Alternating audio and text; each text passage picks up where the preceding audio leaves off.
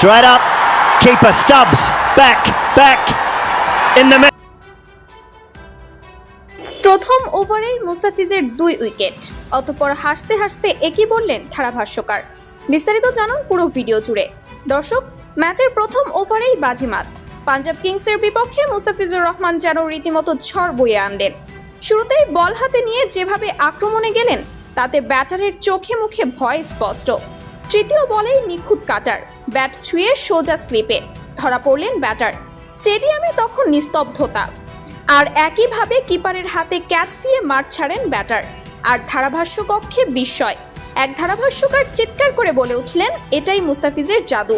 প্রতিপক্ষকে চেপে ধরার নামই হচ্ছে মুস্তাফিজ। প্রথম ওভারেই 2 উইকেট তুলে নিয়ে ম্যাচের রাশ নিজের হাতে তুলে নেন দাফিজ। ক্যামেরা তখন বারবার ফিরছে তার মুখে।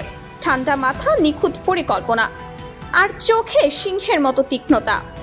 এমন শুরুতেই আত্মবিশ্বাসে টইটম্বুর হয়ে ওঠে দল।